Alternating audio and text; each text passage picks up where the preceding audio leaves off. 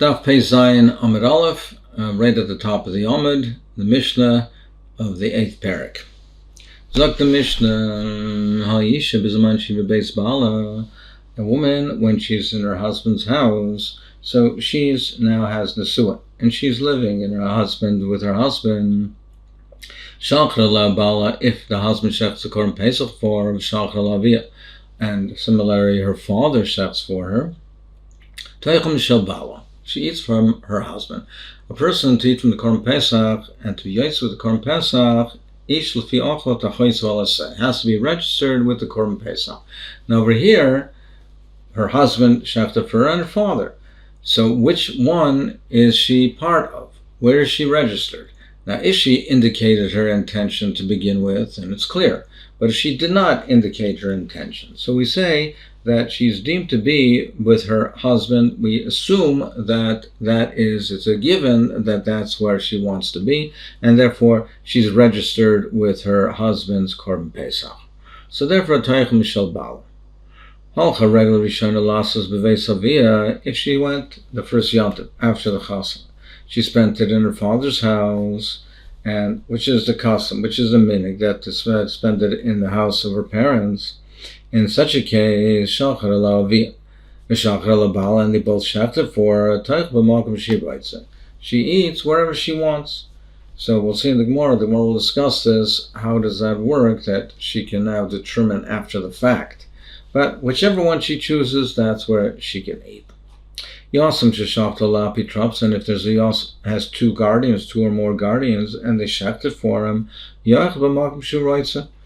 He also can eat wherever he wants. He can choose which one he wants.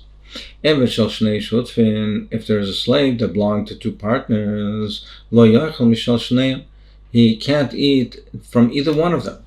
Because we say that each master shechs his part. He can only shecht what he owns. He shechs his part of it.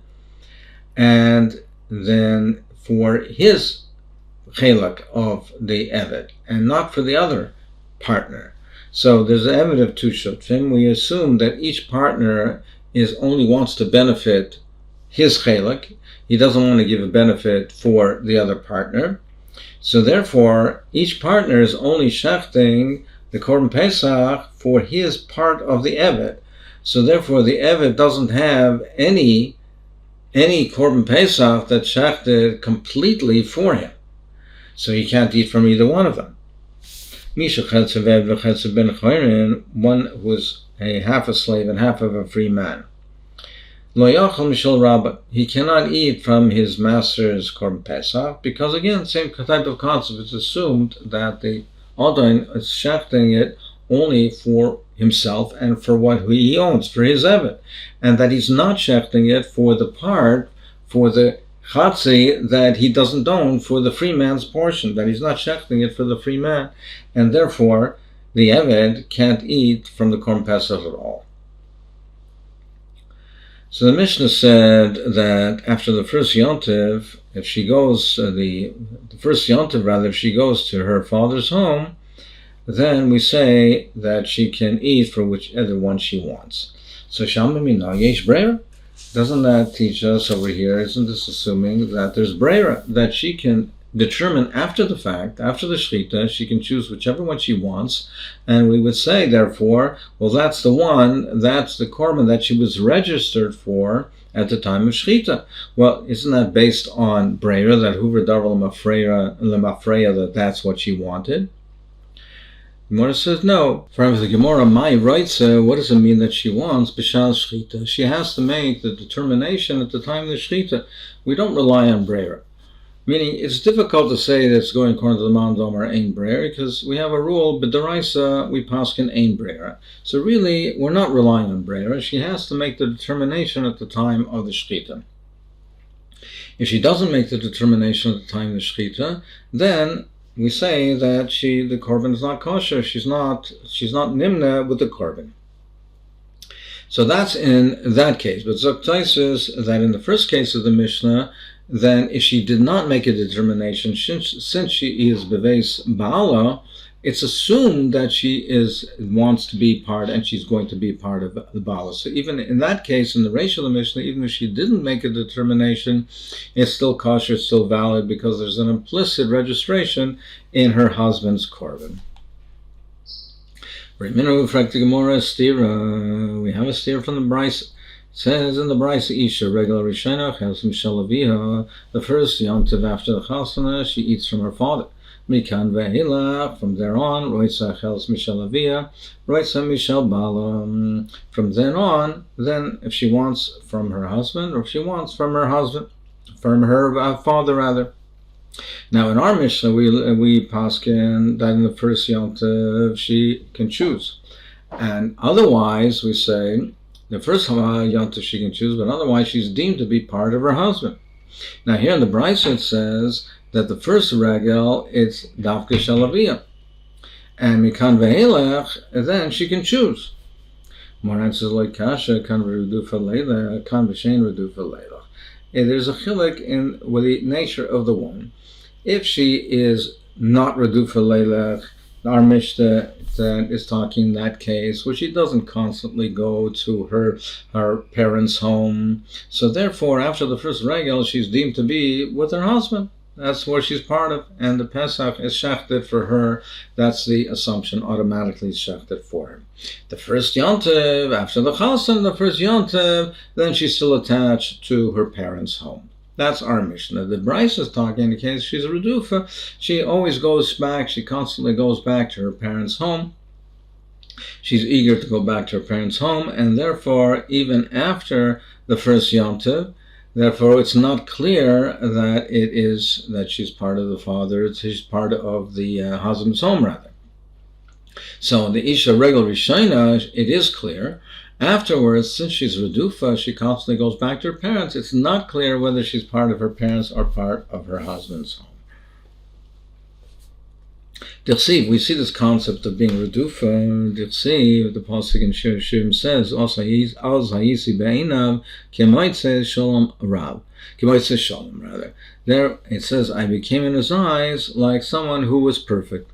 So Amar Rav Yechanan, what does that mean? So we know the pasuk in Shir Shirim is a mashal to a chasan and kala, and it refers also to the relationship in terms of a dimyan of a mashal, the relationship between Klal Yisrael and the Rebbeinu Shalom. So what does it mean? Az hayisi be'inav k'maisi shalom.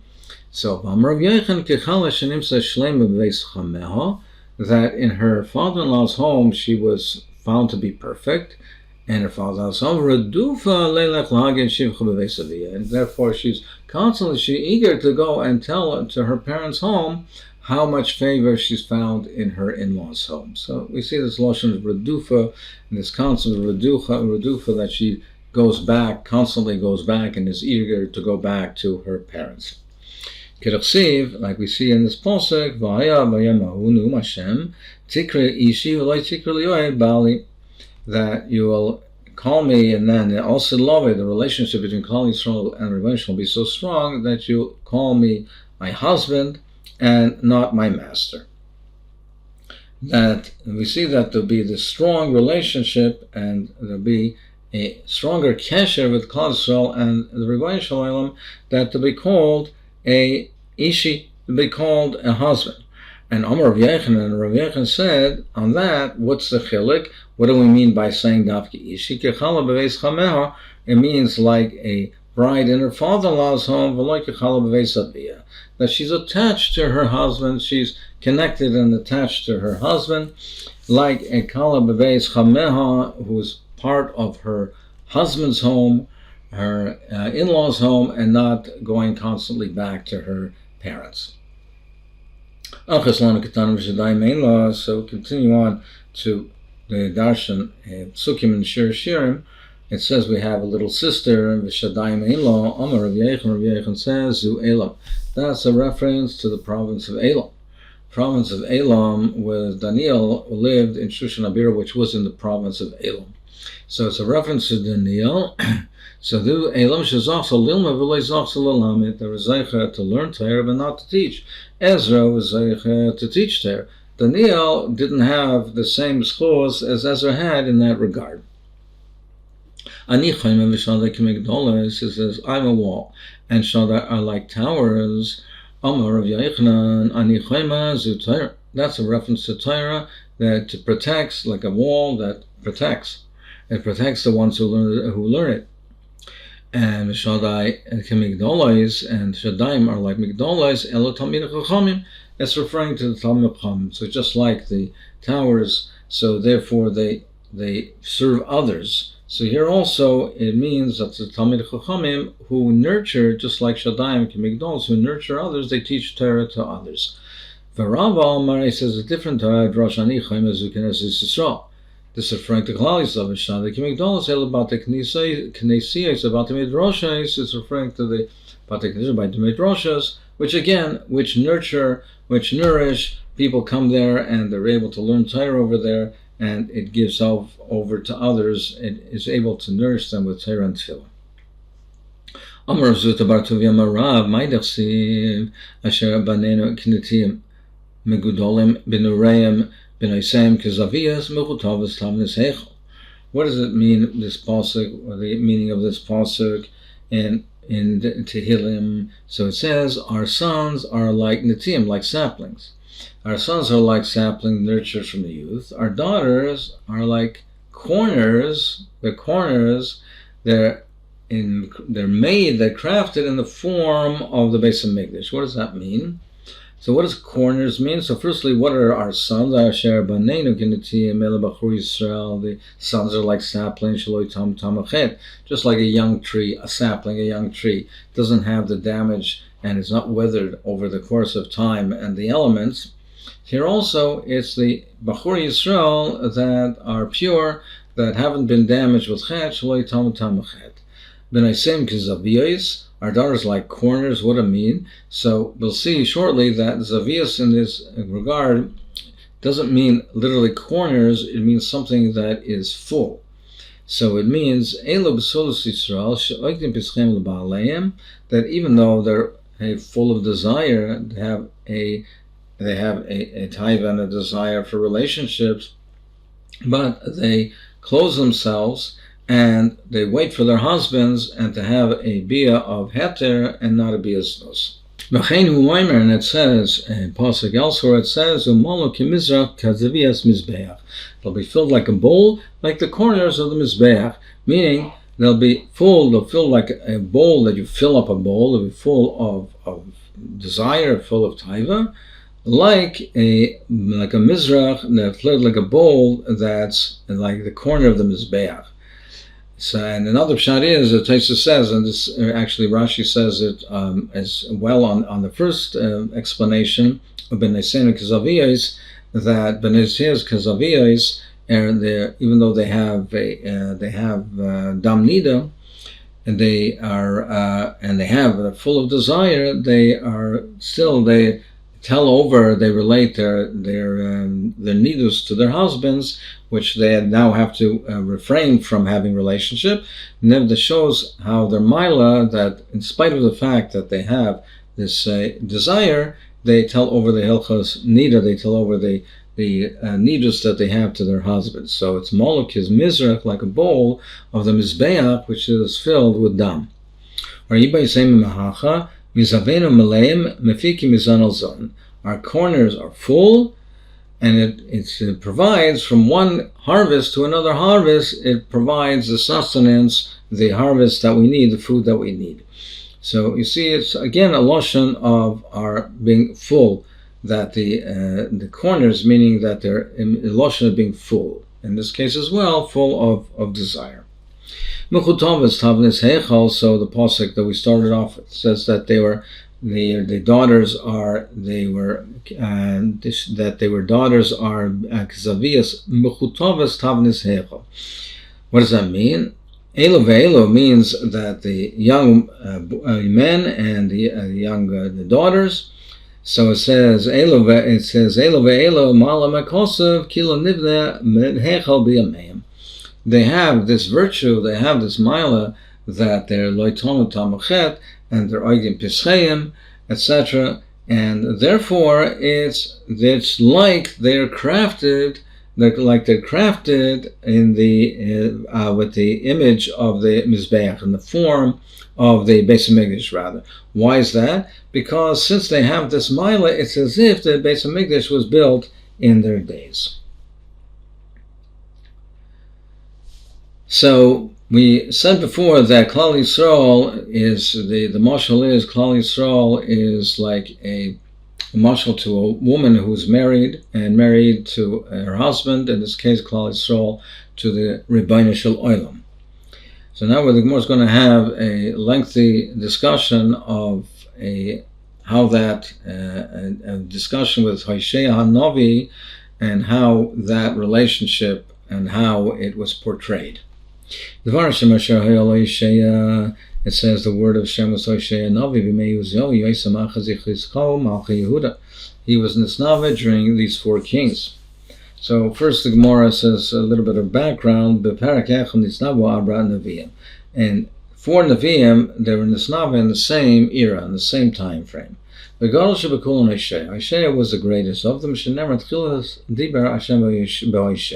It says Hashem spoke first to Hoshea. Was he the first person that Hashem spoke to, the first Navi? The were many Nevi'im between the period of time Moshe Rabbeinu to Hoshea. When it means the first, it means the first of the 4 Nevi'im who were Nisnava in that parak, in that era. Ve'elohein, these are the 4 Nevi'im, Hoshea, Yeshaya, Amos, and Micha. Amalei Kodesh Baruch Hu Hoshea, he said, Banecha Chatu, he said, your children have sinned. Your children have sinned. V'hayala Loimar, and what he should have said, what he should have answered was, Banechaim, they're your children. They're not my children, they're your children. B'nei Chanunechem, they're the children of your favorite ones. B'nei Avram, Yitzchak, Yaakov, they're the descendants of Avram, Yitzchak, Yaakov. Galgal Rachamach Aleim, so you should arouse your mercy for them, your Rachmim, and forgive them. But Loi Dayesh Loi Omar Kach, not only did he not say that, El Omar Lefan, Rebbeinu Shalom, he said, Shalcho, Rebbeinu Shalom, Kol Olam Shalcho, he said, Rebbeinu Shalom, the whole world is yours. Have here B'macheres, so exchange them with a different nation. Amar Kodesh Baruch Hu, Ma'esel Zakin Zeh. What should I do for this Zakin? What she referred to Hoshea as a Zakin, Ben Yehuda Ayoidah says, because he answered in a way that was not fitting. And he answered in a way that showed that he didn't have the patience to think it through and come up with an answer to defend Klal Yisrael. So that's why he's referred to as a Zakin. So he said, Rebbeinu Shalom said, Omer Loi, I'll tell Hoshea, Lech v'kach isha zayna v'hoilech habanim zenunim. I'll tell him to go and marry a woman who was a zayna and have children with her, which will be questionable if they're even his children, or perhaps they're not, they're from Znus. And then I'll say, send her away from him, divorce her. If he can do it, then I'll send away Israel also. The Radak says is that this was not to be taken literally. This was in a Mara Nevuah, this was said to him, but it's not that actually he was told and that he did marry an Isha Zaina. However, this is what was told to him, at least Al Kaponim in the Nevuah, and it was said that here's what he should do. Go marry a woman who's a Zaina. And it said he went married this Isha Zaina Gomer. Her name was Gomer Bas Divlaim. Why was she called this unusual name? Amarav Gomer should call Gomer Bo. That it says when they are called Gomer, they're all finished. Gomer, they're Gomer with her, meaning they're Gomer, their taivas with her. That's the extent of what a Zaina she was. Bas, it says Bas Divlaim. It says Dibara Bas Dibara. Scott Divlaim is a lotion of Diba, of Lashon Hara, of speaking about her. She was a woman that people were speaking about her constantly, about her terrible deeds, about her snus. Ushmul Amar Shemasuka B'Fia Kolke Devela. Why should he call that name, unusual name, Devlayim? Because she was sweeter in everybody's mouth, like a devela, a pressed fig. Rav Yochanan Omar should call Dashin Bak and Devela. Devela is like pressed figs that are pressed. So she was boiled with so many people. She was so promiscuous. She called Dashin Boy. They were boil her like a devela, that is a pressed fig. Dover Acher, a different pshat is Gaimer. Amar Rabbi Yehuda says, "Shabikshu legamra b'mayim shel Yisrael b'yameh." It's not so much a reference to her, it's just that in her time, the enemies wanted to destroy all the wealth of Klal Yisrael. Rabbi Yochanan Amar, Bazazu v'gamra, Lamaisa, they did. They bazu and they removed the wealth, Yisrael, the Yidden's wealth in her days. Shenemar, ki ibdam melech aram, vayasimem kafar ladush. And so the king of Aram destroyed them and made them like dirt to be trampled on, to be stepped on. So that's why she was called that unusual name. So we'll see in the next year the continuation of this Maisa.